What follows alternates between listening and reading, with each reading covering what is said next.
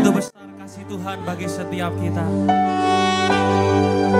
yang mengaruniakan anaknya yang tunggal, supaya setiap kita yang percaya kepadanya, kita tidak binasa, tetapi kita beroleh hidup yang kekal. Kristus turun ke dunia,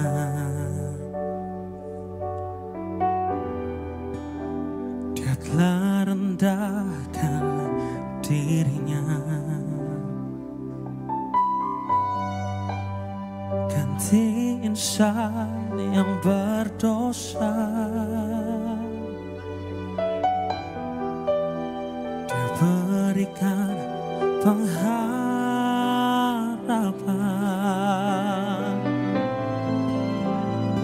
Haleluya.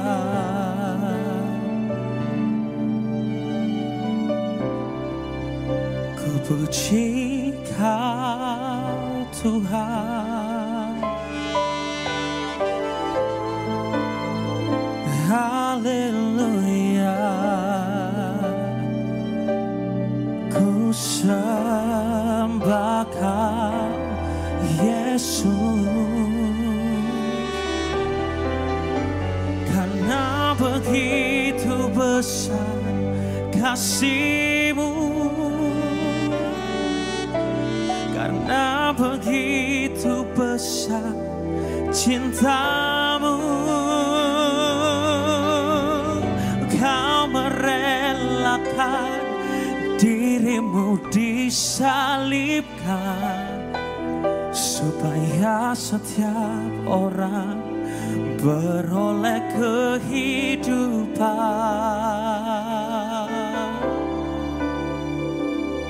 dalam-Mu.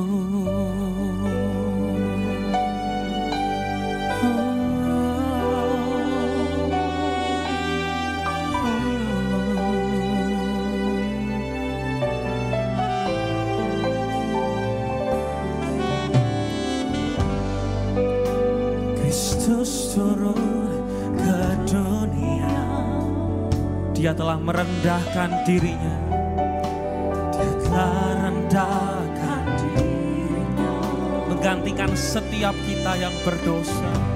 Oh, ganti insan yang berdosa. Oh, Dia berikan pengharap. Mari bersama angkat tanganmu tinggi di hadapan Tuhan dan katakan, oh haleluya. Kami puji Engkau Tuhan, ku puji Kau Tuhan. Oh haleluya, oh haleluya. Mari menyembah Dia bersama. Ku sembah Kau Yesus, oh, karena begitu besar kasih-Mu, amin. Karena begitu besar cinta-Mu, Engkau merelakan diri-Mu disalibkan, supaya setiap orang beroleh kehidupan. Karena begitu besar kasih-Mu, ya Tuhan. Mari bersama kita bangkit berdiri, Bapak Ibu Saudaraku. Engkau merelakan diri-Mu disalibkan, supaya setiap orang beroleh kehidupan dalam-Mu. Oh, di dalam-Mu Tuhan. Segala dosaku, segala dosaku, masa laluku telah Kau bayar dengan darah-Mu. pergumulanku dan deritaku telah Kau tebus di atas salibmu. Segala dosaku, masa laluku, telah Kau bayar dengan darah. Segala pergumulanku,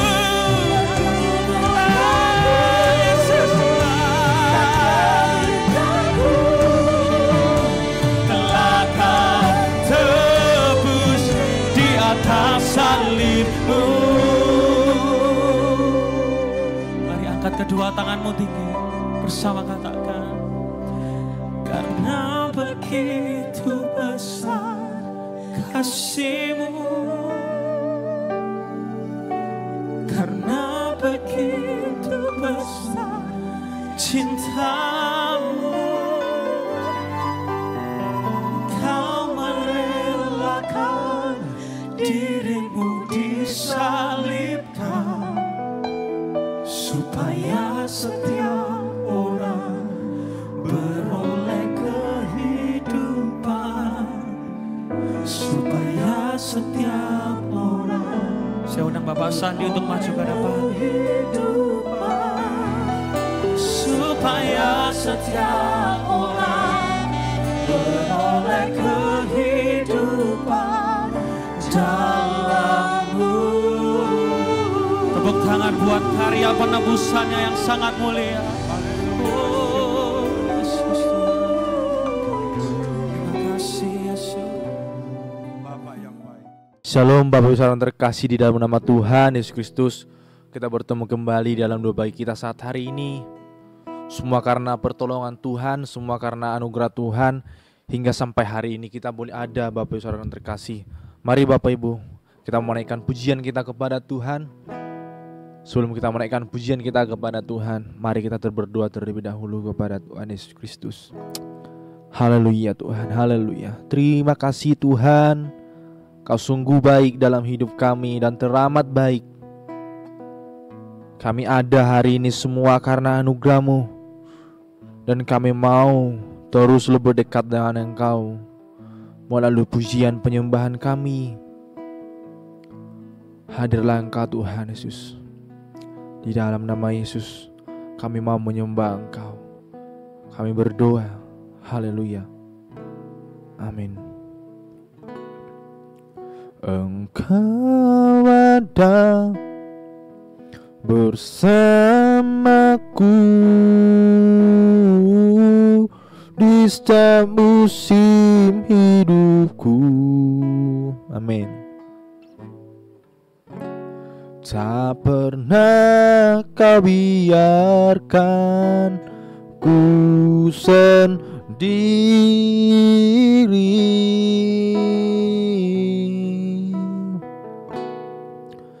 Kekuatan di jiwaku adalah bersamamu. Tak pernah ku ragukan kasih-Mu. Oh, bersamamu Bapa, ku lewati semua perkenananmu yang teguhkan hatiku.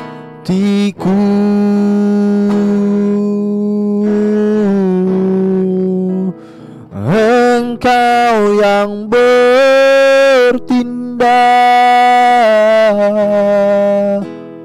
memberi pertolongan,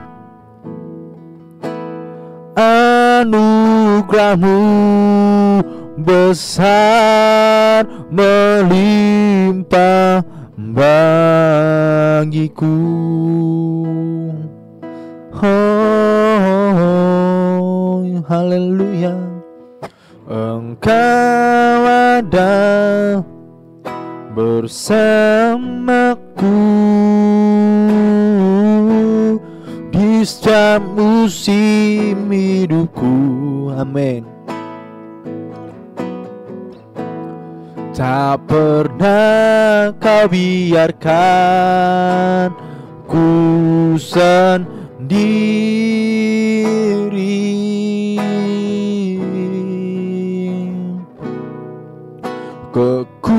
Kekuatan di jiwaku adalah bersamamu. Tak pernah ku ragukan kasih-Mu. Oh, bersamamu Bapa, ku lewati semua perkenananmu ya. Teguhkan hatiku, Engkau yang bertindak, memberi pertolongan. Anugerah-Mu besar melimpah bagiku. Bersamamu Bapa, bersamamu Bapa, amin. Ku lewati semua perkenanan-Mu yang teguhkan hatiku. Engkau yang bertindak, Engkau yang bertindak, amin, amin. Memberi pertolongan. Anugerah-Mu besar melimpah bagiku. Oh, bersamamu Bapa, ku lewati semua perkenanan-Mu yang teguhkan hatiku. Oh hatiku, Engkau yang bertindak, memberi pertolongan. Anugerah-Mu besar berlimpah bagiku.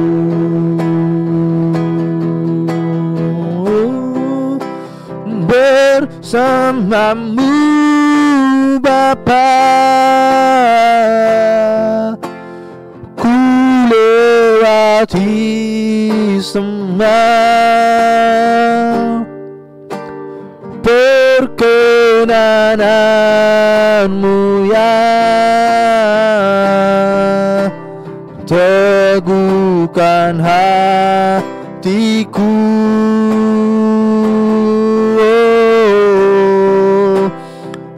Engkau yang bertindak,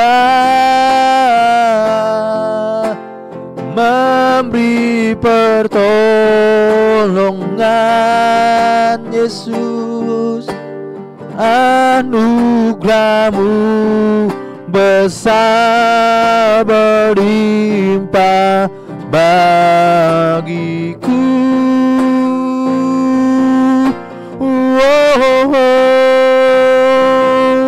Anugerah Tuhan besar berlimpah dalamku, oh Yesus.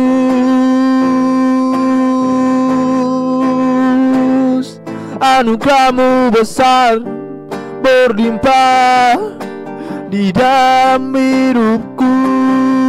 Ku serahkan Tuhan seluruh kehidupanku di dalam-Mu Yesus, sebab Engkau Allah yang ajaib. Oh Yesus, kami perlukan perkenanan Tuhan di dalam hidup kami. Bersama-Mu Bapa, kami melewati semua. Bersama-Mu Tuhan, hanya bersama-Mu Yesus. Oh senang, oh senang Yesus, glory glory. Kami bersyukur punya Allah yang luar biasa. Tiada yang seperti-Mu. Kau sungguh baik Tuhan, Kau sungguh baik Yesus. Anugerah-Mu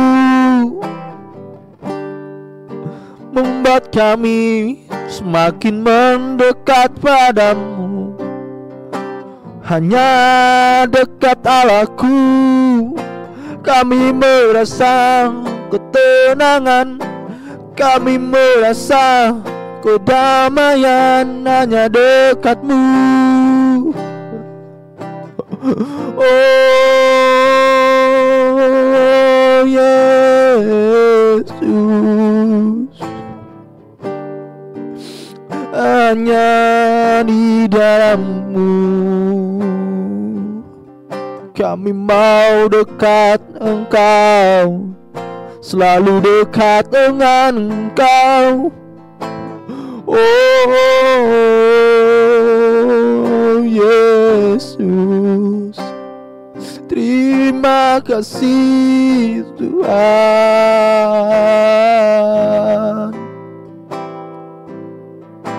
Hanya dekat Allah kami tenang.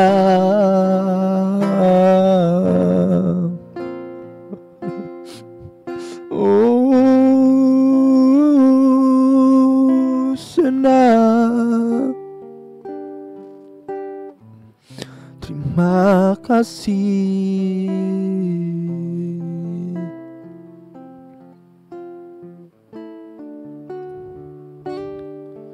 Terima. Haleluya, hanya dekat Engkau Tuhan kami merasa ketenangan. Hanya bersama-Mu kami mampu melewati rintangan dalam hidup kami. Senang.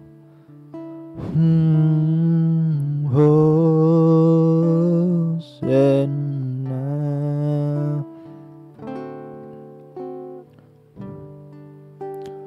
Hanya dekat Allahku, rasa tenang hatiku. Kau sertai jalanku sepanjang hidupku.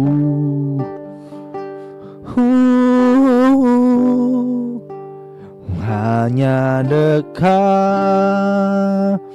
padamu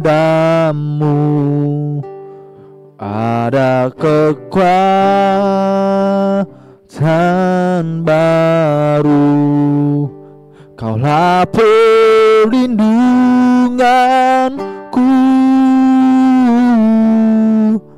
keselamatanku.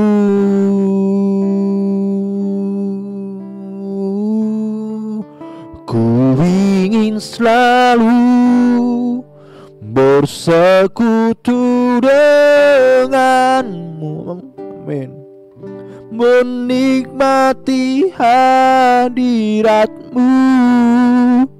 Biarkan rohmu tinggal dalam hidupku. Sungguh indah bersamamu selamanya.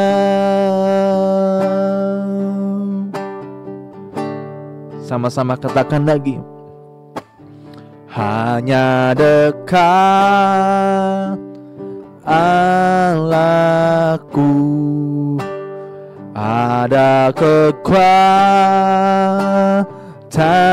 baru. Kau sertai jalanku, sepanjang hidupku hanya dekat padamu. Hanya dekat padamu ada kekuatan baru. Kaulah perlindunganku, keselamatanku. Oh, ku ingin selalu bersekutu denganmu, menikmati hadiratmu. Biarkan rohmu tinggal dalam hidupku. Sungguh indah bersamamu. Ku ingin selalu bersekutu denganmu, menikmati hadiratmu. Biarkan rohmu tinggal dalam hidupku. Sungguh indah bersamamu. Ku ingin selalu bersekutu denganmu, menikmati hadiratmu. Biarkan rohmu tinggal dalam hidupku. Sungguh indah bersamamu. Ku ingin selalu, amin, bersekutu denganmu. Oh, nikmati hadiratmu. Biarkan rohmu tinggal dalam hidupku. Sungguh indah bersamamu. Sungguh indah bersamamu. Sungguh indah bersamamu selamanya.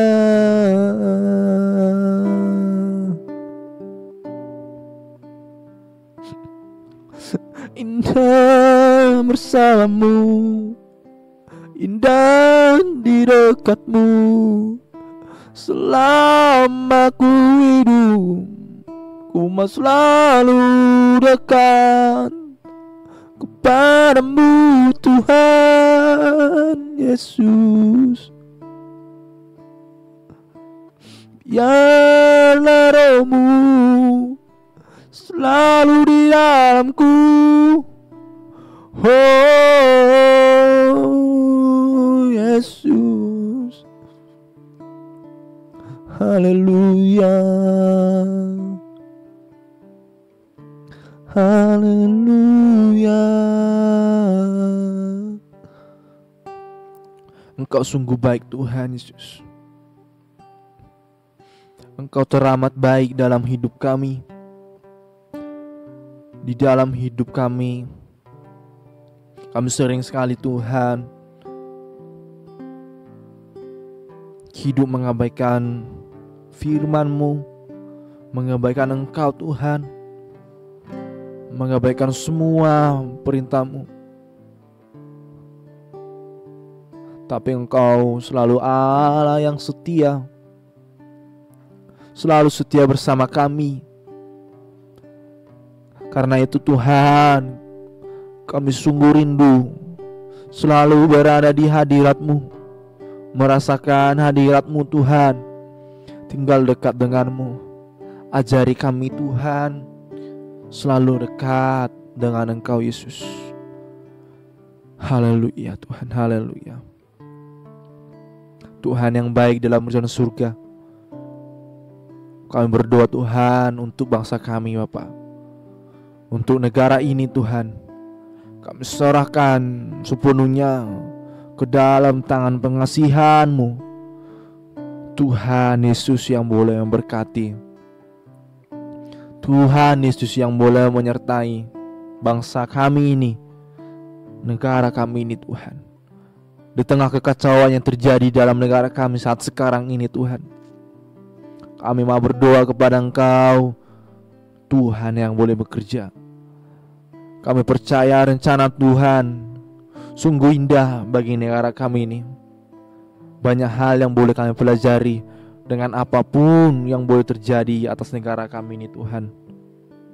Tuhan, kami hanyalah manusia biasa yang membutuhkan pertolongan daripada Engkau Tuhan.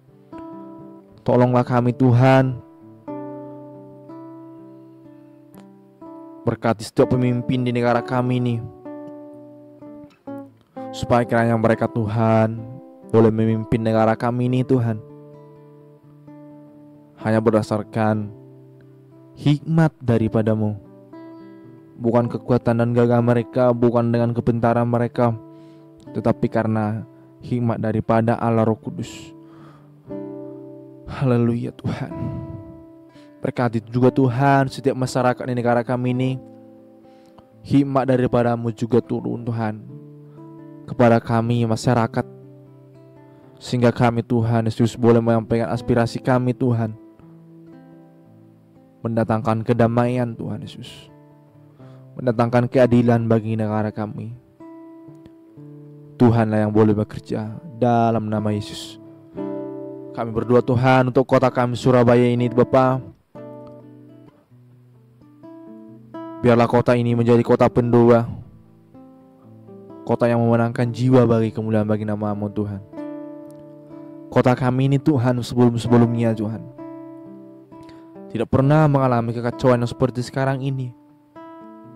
Tetapi kami percaya Tuhan ini boleh terjadi bagi kami Tuhan. Itu pembelajaran Tuhan Yesus, untuk kami boleh semakin lebih baik lagi Bapa di dalam kota kami ini Bapa.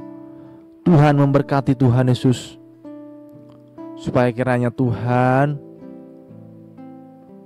kota di mana kami boleh mendirikan gereja-Mu ini boleh sejahtera, sehingga kami boleh dengan nyaman untuk beribadah memuji Engkau Tuhan Yesus. Dalam nama Yesus, Tuhan yang boleh memberkati. Bapa yang baik dalam rencana surga, kami juga Tuhan berdoa untuk gereja kami GBT Genesis ini Tuhan. Kami serahkan ke dalam tangan pengasihan Tuhan. Dimanapun gereja kami boleh ada Tuhan, baik gereja cabang yang ada di Grand City, Kondang Merak, Kalijudan, kami serahkan ke dalam tangan pengasihan Tuhan. Tuhan yang boleh bekerja, Tuhan yang boleh berkarya. Berkati Tuhan setiap para jemaat Tuhan yang boleh datang beribadah di gereja kami Tuhan, GBT Genesis ini, supaya kiranya Tuhan mereka benar-benar memiliki kerinduan datang memuji Engkau Tuhan, mengerti bahwa hidup mereka ada sampai hari ini semua karena anugerah Tuhan, bukan karena kekuatan dan gagah mereka, tetapi karena pertolongan-Mu Tuhan yang hadir dalam hidup mereka Tuhan. Berkati pergumulan mereka, pekerjaan tangan mereka yang boleh mereka perbuat sepenuhnya, supaya menjadi sesuatu yang berkenan di hadapan-Mu dan dapat menyenangkan hati Tuhan. Tuhan kami yang baik di dalam kerajaan surga, buat mereka Tuhan yang mungkin dalam keadaan sakit, kami berdoa Tuhan, kami mengulurkan tangan kami dengan kuasa daripada Yesus Kristus yang boleh turun atas mereka. Tuhan yang boleh mengangkat penyakit mereka Tuhan Yesus. Tuhan yang boleh menyembuhkan penyakit apapun yang boleh hinggap dalam tubuh mereka, di dalam nama Yesus. Tuhan yang sembuhkan dalam nama Yesus. Itu menjadi iman kami di dalam Engkau Tuhan. Bagi Tuhan kami tiada yang mustahil. Bagi Tuhan kami semuanya mungkin Bapa. Mujizat Tuhan nyata bagi jemaat Genesis Tuhan Yesus. Dalam nama Yesus. Dalam nama Yesus, itu menjadi iman kami Tuhan. Bapa yang baik dalam surga, kami berdoa kepada Engkau Tuhan, untuk jemaat-Mu yang mungkin sudah lama tidak datang beribadah. Engkau ketuk pintu hati mereka Tuhan, supaya mereka boleh hadir beribadah bersama-sama kami di tempat ini. Buat jemaat Tuhan yang terus hadir Bapa, berkati lagi Tuhan, semakin hari lebih lagi memuji Engkau Tuhan Yesus. Dalam nama Yesus kami berdoa juga Tuhan, buat anak-anak-Mu Tuhan yang mungkin sedang mencari jodoh Tuhan, mencari pekerjaan, Tuhanlah yang boleh memberikan yang terbaik bagi mereka Tuhan Yesus. Yang sedang dalam pendidikan, Tuhan memberkati mereka, sehingga mereka boleh mencapai pendidikan mereka yang lebih tinggi lagi, sehingga mereka boleh Bapa menggunakan pendidikannya untuk meninggikan nama-Mu saja. Tuhan kami yang baik di dalam kerajaan surga, kami berdoa kepada Engkau juga Tuhan, supaya kiranya Tuhan Engkau berkati gembala kami yang boleh memimpin gereja ini. Kami serahkan ke dalam tangan pengasihan Tuhan. Tuhan yang boleh memberkati mereka, Tuhan yang boleh memberkati hidup mereka, Tuhan yang boleh memberkati rencana mereka untuk gereja kami ini Tuhan. Karena dimanapun gereja kami ini Tuhan Yesus boleh berdiri, boleh ada, semua tidak lepas dari turut campur tangan hamba-Mu yang boleh Tuhan pilih Bapa untuk menggembalakan di gereja kami ini Tuhan. Kami serahkan di dalam pengasihan Tuhan. Tuhan yang turut bekerja, Tuhan yang boleh memberkati. Kami berdoa juga Tuhan buat anak-anaknya Tuhan, keluarganya Tuhan, kami serahkan sepenuhnya ke dalam tangan pengasihan Tuhan. Rencana mereka untuk gereja ini kami serahkan ke dalam tangan pengasihan Tuhan. Dan kami berdoa Tuhan buat para koordinator, para pelayan Tuhan di gereja ini yang boleh bekerja sama dengan mereka. Tuhan memberkati mereka. Tuhan yang membalaskan upah para pelayan bagi mereka yang mau melayani Tuhan dengan tulus hati. Tuhan yang boleh melihat kerinduan hati mereka dalam pelayanan. Tuhan yang boleh menolong mereka Tuhan Yesus. Dan kami juga Tuhan tidak lupa berdoa Bapa, untuk apa yang menjadi kerinduan kami, pembangunan kami di gereja ini, kami serahkan ke dalam tangan pengasihan Tuhan. Tuhan yang turut bekerja. Berkati pemuda remaja di tempat ini, berkati anak sekolah minggu di tempat ini, yang menjadi generasi penerus Bapa. Di dalam nama Yesus Kristus, Tuhan memberkati mereka. Inilah Tuhan menjadi doa kami untuk gereja kami. Dan kami teringat Bapa untuk sanak saudara kami, keluarga kami, jauh dekat dari sisi kami. Kami serahkan ke dalam tangan pengasihan Tuhan. Tuhan boleh memberkati mereka sebagaimana Tuhan memberkati kami di tempat ini. Dalam nama Yesus, kami telah menerimanya di dalam Engkau. Kami percaya Allah kami Allah yang luar biasa. Haleluya, haleluya Tuhan.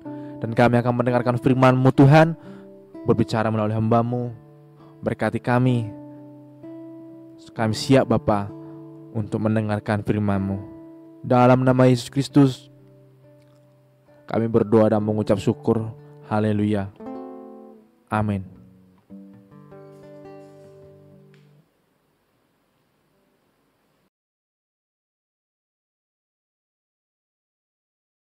Shalom Bapak Ibu yang terkasih.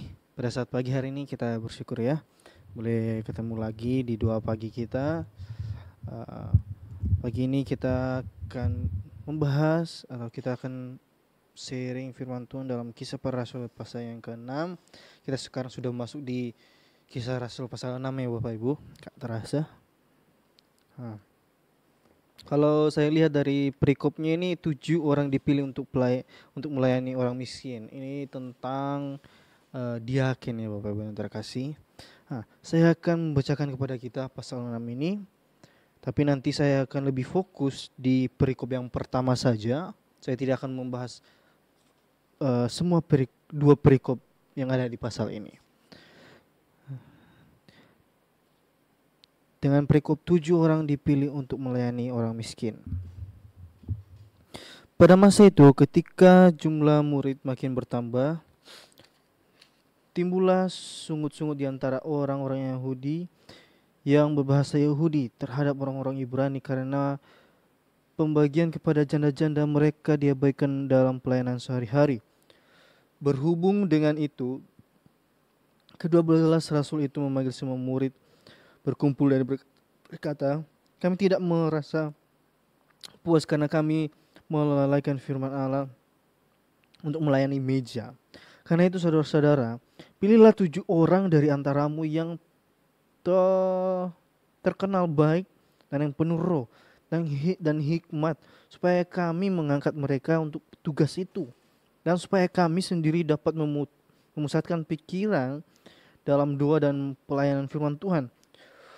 Usul itu diterima baik oleh seluruh jemaat. Lalu mereka memilih Stefanus, seorang yang penuh iman dan Roh Kudus, dan Filipus, Prokhorus, Nikanor, Timon, Parmenas, dan Nikolaus, seorang penganut agama Yahudi dari Antiokhia.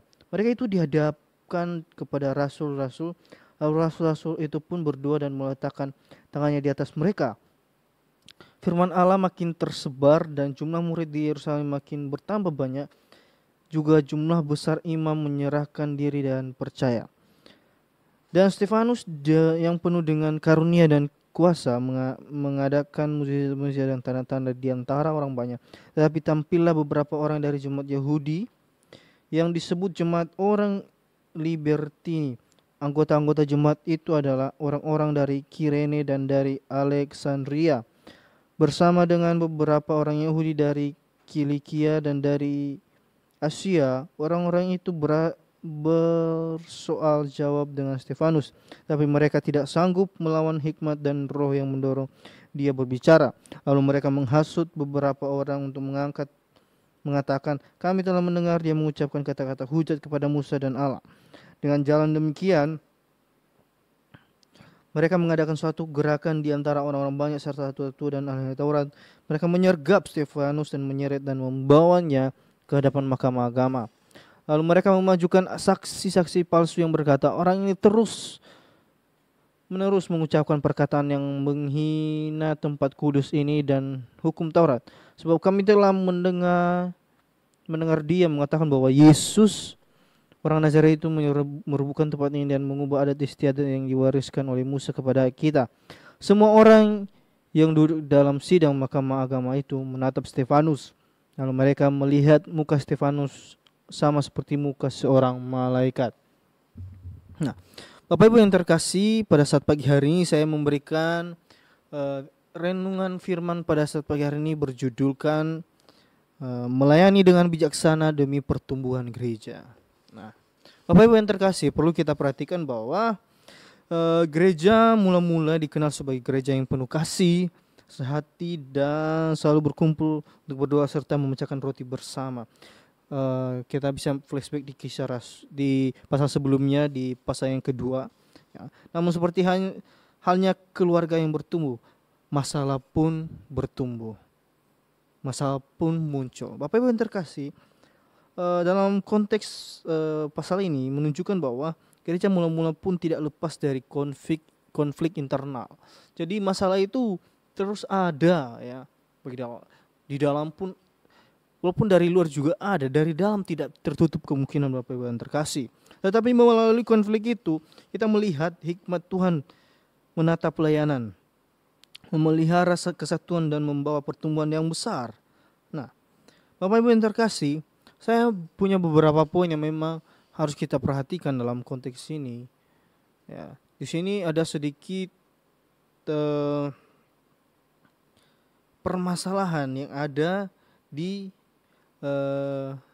dalam konteks ini. Ya, memang kita nggak akan bisa pungkiri ya masalah-masalah yang ada, masalah-masalah yang terjadi, masalah-masalah yang memang kita nggak akan kepikiran, wah tiba-tiba ada kok begini.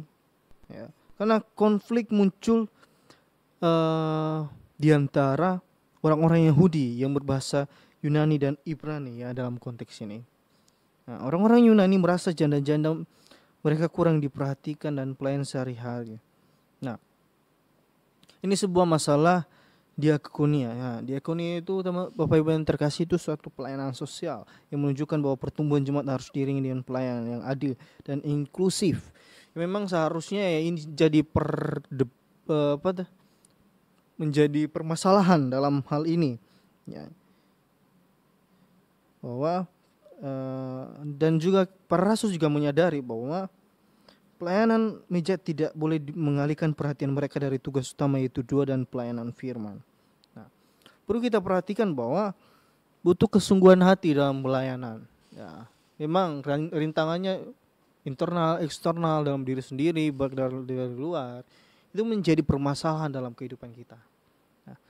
Dalam sini saya membagi beberapa hal yang perlu kita perhatikan. Yang pertama, poin pertama yang bisa saya bagikan kepada kita, ya, terdapat masalah dalam jemaat yang bertumbuh. Ya, saya sudah katakan tadi, ya, di ayatnya yang pertama itu. Nah, perlu kita perhatikan di ayat yang pertama itu pertumbuhan jemaat. Ya, kalau kita konteksnya ini. Pertumbuhan jemaat. Kalau kita memperhatikan pertumbuhan jemaat itu harus diperhatikan. Karena mereka yang memang yang kita layani, udah tugas hak kita. Ya. Karena kalau kita perhatikan bahwa dalam konteks ini jumlah murid makin bertambah, ya, maka masalah juga semakin banyak. Nah, karena semakin banyak orang yang percaya kepada kita, semakin banyak yang percaya kepada Kristus, ya, melalui pelayanan kita, maka semakin banyak, semakin kompleks masalah yang muncul, semakin gak terduga masalah-masalah yang ada. Nah, itu yang menjadi penyebab masalahnya dalam hidup kita sekarang. Ini memang sesulit ya, makin bertambah orang yang pelayanan, makin banyak orang yang yang menginjil, makin banyak yang bisa membantu, makin kompleks juga masalah-masalah. Karena memang setiap pribadi berbeda-beda, mereka kadang menerima, kadang nggak menerima terhadap sikap, perilaku. Itu sangat menjadi permasalahan memang. Itu nggak bisa dipungkiri. Dan masalah sosial yang terjadi di sini, bahwa janda-janda orang Yahudi, ya, ditelantarkan lah katakanlah ya. Ya, mereka nggak melayani, ya. Itu permasalahan sekarang. Nah, saya garis bawahi ya bahwa kata yang bersungut-sungut, gongshmos. Nah, kata ini dipakai dalam bahasa aslinya itu menggambarkan bangsa Israel yang bersungut-sungut di padang gurun. Kalau kita lihat di Keluaran 16 ayat 7 sampai 12. Ya, di situ kata yang sama juga. Nah, di sini yang diartikan itu ini bukan sekedar keluhan. Nah, kata sungut-sungut ini bukan sekedar keluhan semata, kayak capek dan lain sebagainya. Enggak, tapi ini potensi perpecahan. Nah, jadi dalam kasus ini kalau memang gak dikerjakan atau langsung diselesaikan permasalahan ini, maka potensi perpecahan terjadi. Ibarat kata, permasalahan yang udah di ujung tanduk. Kalau memang gak akan diselesaikan dengan secara dingin, dengan secara baik, maka akan perpecahan. Terjadi entah apalah yang akan terjadi. Dan tidak akan bisa bersatu lagi. Ini yang terjadi pada saat tersebut. Ya. Penggunaan kata-kata bersungguh-sungguh ini bukan penggunaan kata yang biasa. Tapi ini menunjukkan suatu tindakan yang akan, ya wes ini udah di ujung tanduk gitu, udah mau selesai. Ini yang menunjukkan potensinya itu besar sekali, dampaknya sampai tinggi. Dampaknya sampai pasti akan ada yang kecewa dengan hal tersebut. Nah, makanya pertumbuhan gereja selalu membawa tantangan baru. Memang itu sangat betul sekali. Ya, makanya kita gak perlu kaget bila masalah muncul.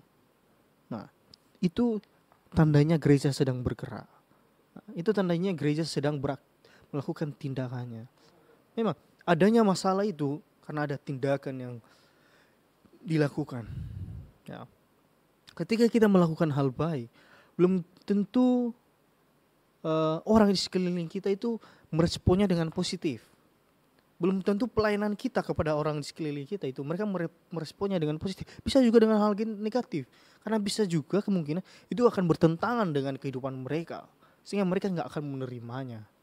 Nah, makanya itu yang terjadi pada saat tersebut. Nah, gereja harus cepat tanggap agar masalah kecil tidak menjadi akar kepahitan yang membelah tubuh Kristus. Nah, ini poin utamanya yang perlu kita perhatikan bahwa gereja ya itu harus tanggap dalam masalah-masalah kecil. Kita nggak usah anggap lah ini masalah kecil, masalah besar. Semua masalah sama saja. Makanya kita harus tanggap. Kita harus merespon cepat. Tindakan kita seperti apa terhadap masalah itu. Kita harus menyelesaikannya dengan sangat baik. Ya. Kita jangan membelah yang sudah kita bangun. Itu pasti tidak akan berjalan baik memang. Prosesnya pasti akan sangat menyakitkan sekali buat mereka. Tapi kita harus memperhatikan bahwa ini yang harus kita lakukan. Tindakan nyata kita apa. Ya. Dari poin pertama ini, masalah dalam jemaat yang bertumbuh ini ya, ini sangat masalah yang luar biasa sekali. Maksudnya ini udah tingkat yang paling tinggi. Ini udah mau pecah, ini udah mau berpisah. Ya. Nah, sebagai kita, saya coba memberikan ilustrasi ya. Dalam sebuah perusahaan kecil bisa dikelola dengan sederhana. Tetapi ketika berkembang perlu sistem dan struktur yang jelas. Memang waktu kecil kita kelola dengan secara sederhana. Tapi ketika ini sudah berkembang, ya butuh sistem dan struktur yang jelas juga. Ya. Demikian pula juga gereja pada saat-saat ini. Ini jadi pelajaran buat kita, para pelayan-pelayan Tuhan, para hamba-hamba Tuhan. Jadi pelajaran buat kita. Ya. Kenapa? Semakin besar gereja kita, semakin banyak jemaat kita, semakin perlu penataan pelayanan. Makanya kan soalnya di gereja itu kenapa tetap ada perpecahan masalah ya ini tidak ada penataan pelayanan yang baik. Karena ya pasti setiap orang pasti berbeda-beda pemikiran. Mereka berpikir gini nggak cocok. Sebagai gembala pimpinan di situ pasti harus berkepala dingin mengambil keputusan. Kenapa? Ini akan menunjukkan sebuah eksistensi yang memang bisa pecah dan bisa enggak. Nah, ketika pemimpinnya bisa merangkul semuanya dengan baik, maka akan aman terus. Maka ini akan berkembang terus. Sistemnya akan bertambah banyak terus. Strukturnya semakin bagus lagi. Ini akan menjadi pergumulan dalam gereja itu. Kalau kita memperhatikan. Karena kalau kita perhatikan ini ditunjukkan kepada kita ya sebagai hamba Tuhan ya, kita harus cepat tanggap terhadap masalah-masalah yang ada. Jangan terlalu mengabaikan masalah-masalah kecil. Makanya saya bilang jangan berpikir ini masalah kecil, ini masalah, enggak usah. Langsung kerjakan, memang itu masalah kerjakan wis. Ini yang menjadi perdebatan buat hidup kita. Kita ini dipedulikan gak sih di gereja ini? Nah itu. Ini yang pertama. Nah, Yang kedua yang bisa saya paparkan Bapak Ibu yang terkasih, itu prioritas firman dan doa. Ayat kedua sampai 4 ya. Kalau Bapak Ibu perhatikan ya. Nah, perlu kita perhatikan bahwa para rasul di sini tidak menyepelekan atau melayani meja atau diakonian. Mereka tidak akan menyepelekan hal tersebut. Tetapi mereka tahu panggilan utama mereka, yaitu mereka juga harus berdoa. Kata proses itu hubungan dengan Allah. Ya. Mereka harus doa. Mereka itu sebagai pelayan firman Tuhan, pemberita Injil. Ya. Ini prioritas mereka. Ya. Memang betul ini. Nah, kata diakonia berarti pelayanan. Ada diakonia meja dan ada diakonia firman. Keduanya sama-sama pelayanan tetapi berbeda fokusnya. Nah, semua pelayanan itu memang penting, tetapi harus sesuai panggilan. Nah, ini menjadi kebingungan buat kehidupan kita sekarang ini. Terkadang kita terlalu fokus pada hal yang memang kita nggak bisa. Kita terlalu, nanti bisa, memang pasti bisa. Maksudnya ya, dalam waktu dekat kerjakan memang apa yang memang menjadi panggilan diri kita. Doa dan firman. Apa? Pelayananmu mungkin apa gitu. Nah, non firman adalah pusat kekuatan gereja. Tanpa keduanya pelayanan sosial kehilangan arah, gereja kehilangan kekuasaan juga. Nah, kedua hal ini, doa dan firman ini sesuatu hal yang penting Bapak Ibu yang terkasih. Kita hidup dari dasar ini Bapak Ibu yang terkasih. Nah, makanya kita harus memperhatikan soal panggilan kita itu seperti apa. Kita memprioritaskan apa sih dalam hidup kita ini. Apa? Itu menjadi pergumulan buat kita. Nah, pendeta atau gembala jangan sampai hanya di manajer administrasi. Ia harus tetap fokus pada doa dan pengajaran firman. Nah, ini juga suatu teguran buat pemimpin gereja. Ya. Gak semua, tapi mungkin dalam arti ya oknum tertentu. Ya. Kita harus memperhatikan bahwa fokus itu kita itu doa dan pengajaran firman, pemberitaan firman buat jemaat kita. Ya boleh menguatkan mereka, boleh menyadarkan mereka itu firman ini. Ya Tuhan memakai kita sebagai alat buat mereka gitu. Ini menjadi cara agar mereka mengerti. Ya, dengan apa kita mengajarkan firman, kita memberikan mereka pendalaman Alkitab, kita memberikan mereka pengajaran-pengajaran yang memang teologis, yang bisa mengubah pikiran mereka, mindset mereka. Nah, karena ini kita membutuhkan keseimbangan juga dalam kehidupan kita. Nah, makanya prioritas utama hidup kita itu apa sih? Nah, karena ya kalau kita memperhatikan dalam konteks ini ya, ayat 2 sampai 4 tadi ya. Nah, ini loh, mereka berkumpul bersama, mereka mendiskusikan. Ini juga bagus sekali. Nah, pentingnya juga diskusi dalam sebuah gereja supaya kita mengetahui kelebihan kekurangan kita apa sih, sehingga kita bisa mengoreksi. Nah, sehingga di ayat 3 itu menekankan, ya karena itu saudara-saudara pilihlah 7 orang dari antaramu yang terkenal baik dan yang penuh roh. Ini menunjukkan bahwa mereka langsung responsif loh. Mereka langsung bertindak apa yang mereka langsung lakukan. Ya, mereka langsung memilih 7 orang. Ya namanya sudah ada tadi. Mereka langsung memilih 7 orang. Siapa saja yang bisa mereka percayakan dalam melakukan tugas ini, wewenang ini. Nah, makanya dalam sebuah gereja, dalam sebuah persekutuan, kita perlu yang namanya diskusi organisasi. Nah, kita ini sangat penting sekali. Kenapa? Ketika kita berdiskusi, kita tahu, kekurangannya di bagian sini, kelebihannya di bagian sini. Perlu ada pengurangan, perlu ada pertambahan. Kayaknya orang ini cocok deh di bagian ini. Nah, itulah pentingnya diskusi Bapak Ibu yang terkasih dalam sebuah organisasi. Baik dalam organisasi gereja, organisasi apapun. Ini sangat penting sekali. Ini juga akan membantu pertambahan kualitas yang kita berikan kepada jemaat, yang kita boleh tunjukkan kepada orang sekitar kita. Ya. Sehingga orang juga mengenal kita. Oh, ini mereka luar biasa sekali. Mereka paham. Hal sekecil ini pun mereka bisa responsif sekali. Mereka melakukannya dengan sangat baik sekali. Nah, makanya kita harus dalam organisasi kita harus membagi-bagi tugas. Tapi jangan lupa dasarnya tadi. Ya. Di tempat itu supaya kami sendiri dapat memusatkan pikiran dalam doa dan pelayanan firman. Sehingga ada yang fokus dalam pelayanan firman dan doa, dan ada juga yang fokus buat pelayanan diakonia tadi. Nah, itu yang menunjukkan bahwa pentingnya dalam organisasi itu sehati, sepikir, sepemahaman. Kita bersatu bukan untuk menghancurkan, tapi kita bersatu untuk menambah kualitas kita menjadi lebih baik lagi.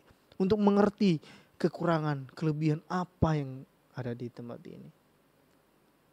Ini firman Tuhan ini luar biasa sekali. Ini menegur hidup saya.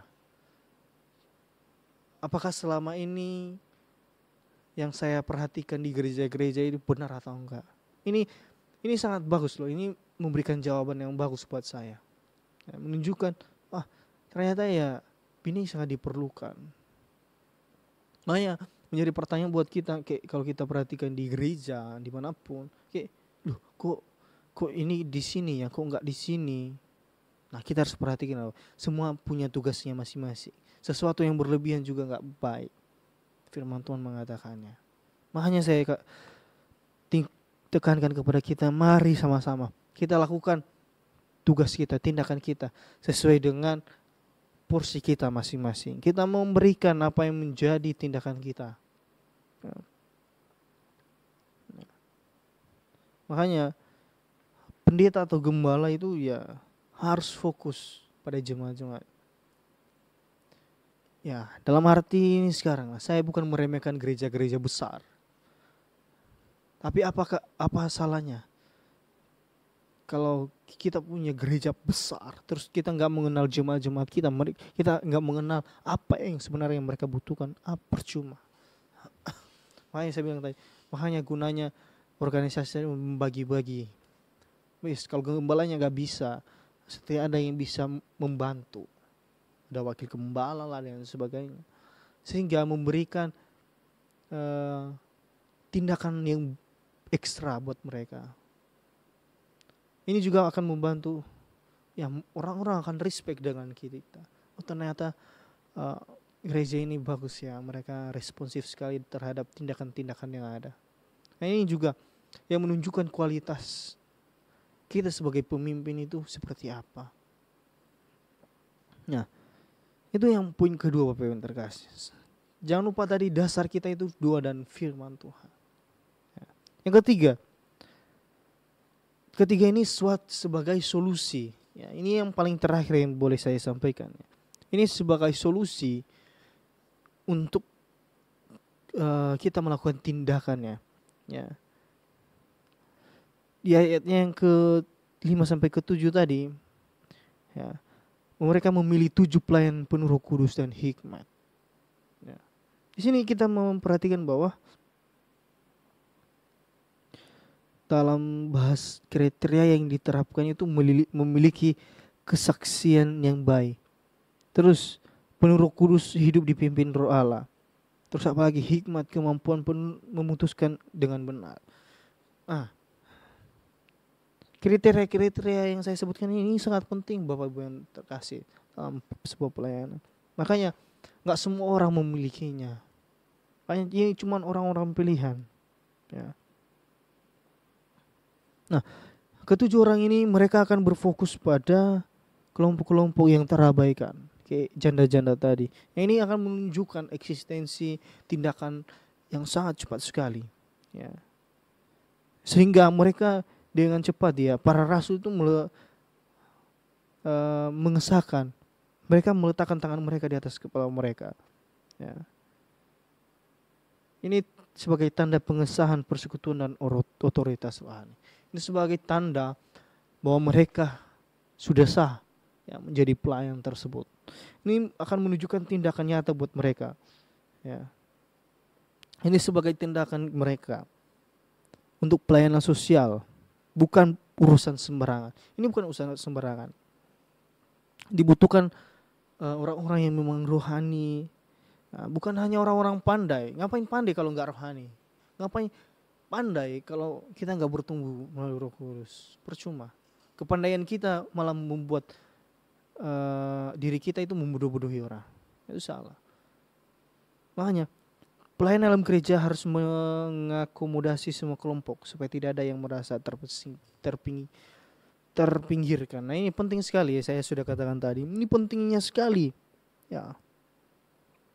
Makanya saya sangat mendukung kalau dalam suatu persekutuan dalam gereja itu ada komsel-komsel. Ya, pembagian-pembagian yang lebih tua seperti di gereja kita GBT Genesis ini. Saya sangat bangga sekali, saya sangat setuju sekali. Di mana dibagi-bagi kelompok bukan berarti kita rasis, bukan. Tapi ini pembagian kelompok supaya kita memahami. Contohnya yang paling dewasa, yang sudah nikah, punya anak sudah hampir, yang sepuh-sepuh, yang punya cucu, cicit dan sebagainya. Itu satu kelompok. Karena konsumsi buat mereka itu berbeda lagi. Yang contohnya yang baru-baru nikah, mereka satu kelompok. Remaja, pemuda, youth, bahkan yang sekolah minggu juga tidak luput. Sehingga kita memahami kondisi-kondisi mereka, yang apa yang mereka butuhkan. Karena semakin orang dewasa, maka konsumsi rohaninya akan semakin berbeda. Pergumulannya akan semakin berbeda dengan orang-orang yang lebih muda. Nah, ini menunjukkan tindakan yang harus dipikirkan secara matang-matang. Nah, karena ini juga penting sekali buat buat kehidupan bersama. Karena mereka juga akan memahami, oh ternyata tindakan ini bagus. Bukan berarti kita rasis, membeda-bedakan. Kami lebih tua, kalian lebih muda. Nah, enggak. Tapi di sini akan menunjukkan suatu tindakan yang lebih bagus lagi. Kita memahami mereka. Oh, golongan yang lebih tua ini mereka seperti apa sih? Kita memahami mereka maunya seperti apa sih? Tindakan mereka itu seperti apa? Nah, terus yang baru-baru nikah contohnya. Ya. Terus tindakan mereka seperti apa? Mereka pengennya seperti apa? Kayak baru-baru, ibarat kata yang masih berbunga-bunga, kayak awal-awal pacaran mereka nikah. Nah, mereka punya anak, pasti kayak dibilang siap, pasti siap. Tapi menjalaninya kadang mikir-mikir, kadang gak siap-siap juga. Nah, itu kayak mereka juga butuh asupan yang memang sesuai dengan apa yang mereka pikir. Nah, contohnya yang youth, kayak seumuran saya, masa perkuliahan, pasti kita akan memikirkan, oh saya selesai kuliah nanti gimana ya, mau kerja, mau apa gimana. Apalagi kalau ada tuntutan orang tua, waduh berbeda jauh lagi dari apa yang kita harapkan. Nah, makanya saya bilang itu sangat butuh sekali komsel-komsel ini. Nah, makanya dalam konteks ini sangat penting juga. Bukan berarti kita harus mengambil alih semuanya dalam posisi kita sebagai pimpin. Saya kerjakan ini, saya kerjakan ini. Akhirnya kita yang kewalahan. Nah, pentingnya kita membagi-bagi sehingga setiap orang itu punya tugas masing-masing. Ini itu bantu di sini ya. Kalau memang nggak bisa, serahkan ke gembala. Ini sangat bagus sekali. Sehingga struktur organisasi di dalam gereja semakin tertata. Kita semakin memahami, kita semakin mengerti betapa bagusnya ketika kita bisa membangun organisasi yang kita bisa merangkul semuanya. Sehingga kita memahami kondisi-kondisi apa aja. Kita tidak memilih-milih. Sehingga tidak ada diskriminasi yang ada di gereja kita. Sehingga semua orang beranggapan, oh gereja ini bagus sekali ya. Mereka memikirkan semua hal. Mereka mementingkan ya orang-orang di bawah. Nah, kadang juga kesenjangan sosial itu ya, itulah gereja-gereja sekarang. Bukan ya, enggak semua lah ya. Mungkin beberapa. Ya. Di kesenjangan sosialnya ya paling banyak kasusnya. Ketika orang itu sudah berduit, pasti itu yang diutamakan. Tapi yang enggak, yang masih di bawah, ekonominya di menengah ke bawah, itu merasa tersingkirkan, dia nak dirikan. Itu yang menjadi susah. Makanya kayak, gimana ya merangkulnya ini. Itu sebuah hal yang udah jadi budaya nggak? Itu jadi budaya. Ya. Tapi kita harus memahami, melalui firman Tuhan ini kita bisa mengerti lagi apa yang menjadi tindakan nyata dalam gereja-gereja kita. Nah, yang kalau itu yang poin ketiga tadi terakhir. Nah, ini yang paling terakhir Bapak Ibu terkasih. Sebagai hasil dari pelayanan ini, itu pertumbuhan Injil dan kesatuan jemaat. Ayatnya yang ketujuh itu. Ya, firman Allah makin tersebar dan jumlah murid yang di Yerusalem makin bertambah banyak. Juga jumlah besar imam menyerahkan diri dan percaya. Wah, ini satu tindak hasil yang luar biasa ya.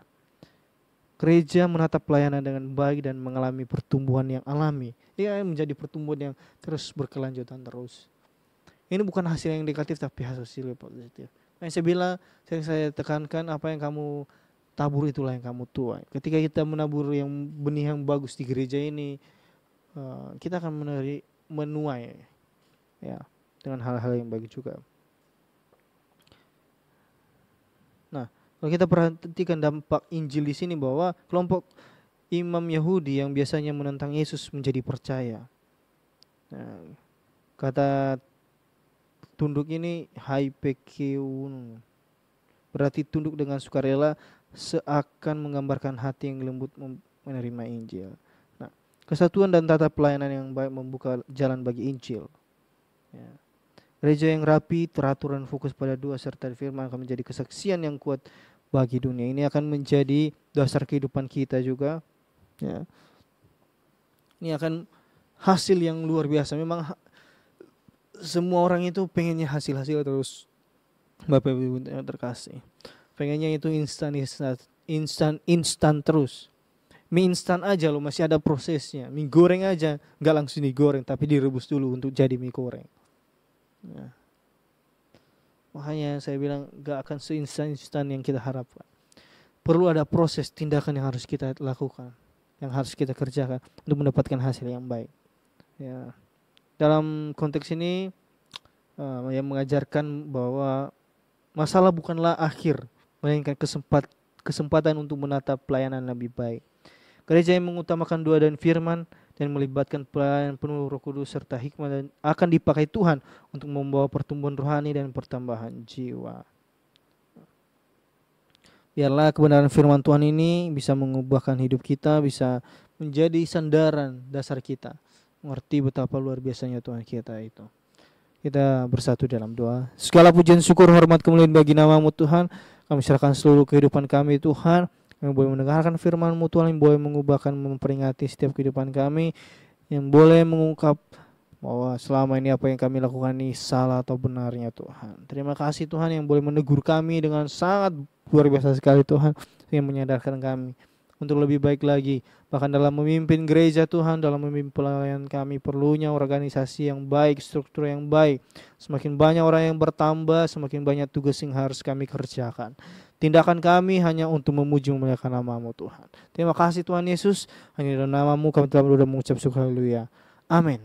Selamat pagi Bapak Ibu yang terkasih. Sampai jumpa di lain waktu. Tuhan Yesus memberkati kita semua. Shalom.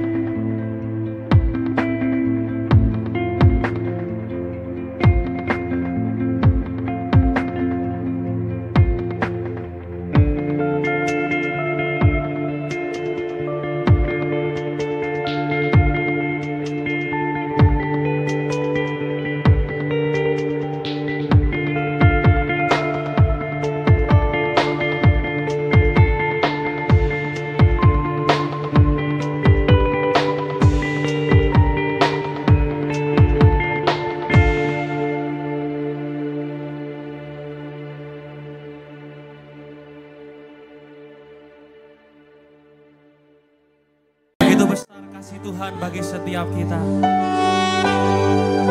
Dia mengaruniakan anaknya yang tunggal, supaya setiap kita yang percaya kepadanya, kita tidak binasa, tetapi kita beroleh hidup yang kekal. Kristus turun ke dunia,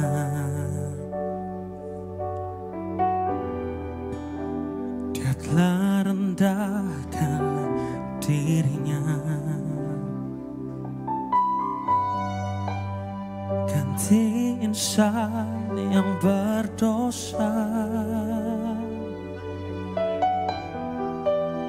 Dia berikan pengharapan.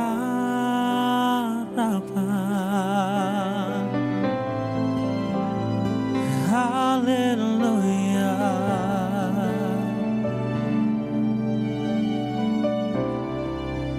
Ku puji Kau Tuhan.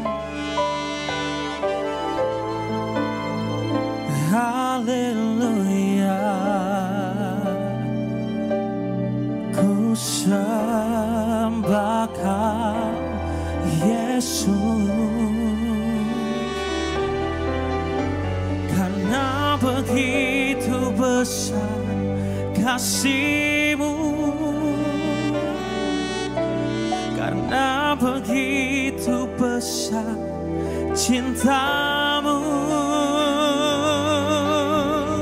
Kau merelakan diri-Mu disalibkan, supaya setiap orang beroleh kehidupan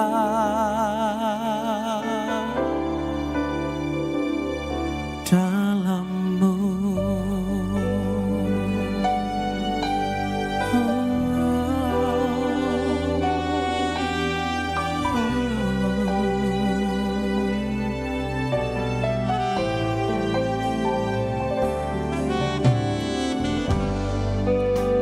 Kristus turun ke dunia, Dia telah merendahkan dirinya, Dia telah rendahkan dirinya, menggantikan setiap kita yang berdosa.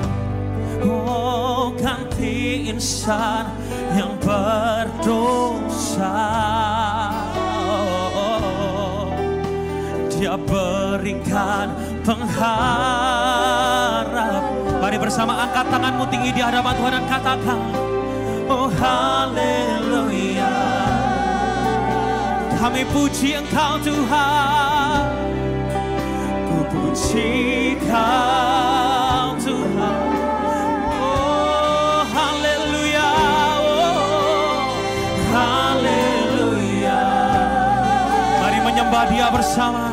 Ku sembah Kau Yesus,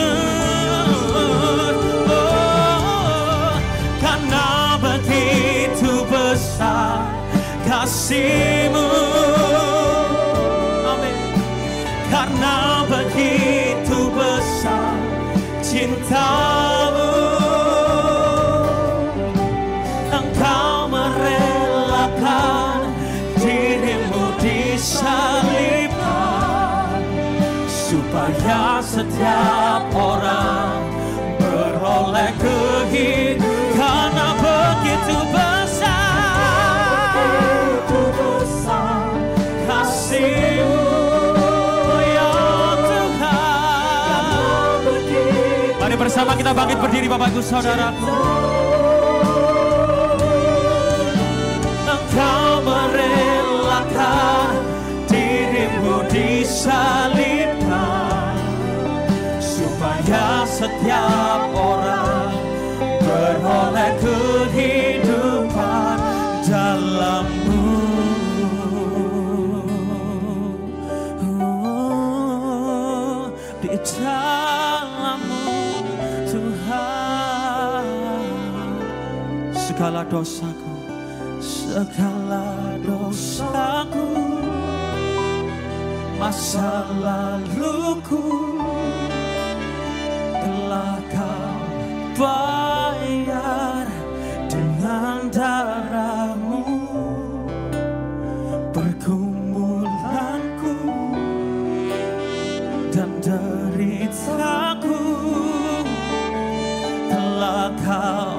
tebus di atas salibmu. Segala dosaku, masa laluku, telah Kau bayar dengan darah. Segala pergumulanku, Yesus, telah Kau tebus di atas salibmu. Mari angkat kedua tanganmu tinggi, bersama katakan, karena begitu besar kasih-Mu, karena begitu besar cinta-Mu, Kau merelakan diri-Mu disalibkan, supaya setiap orang beroleh kehidupan, supaya setiap orang. Saya undang Bapak Sandi untuk maju ke depan. Supaya setiap orang beroleh kehidupan dalam-Mu. Tepuk tangan buat karya penebusannya yang sangat mulia. Oh, Yesus, terima kasih Yesus. Bapak yang baik.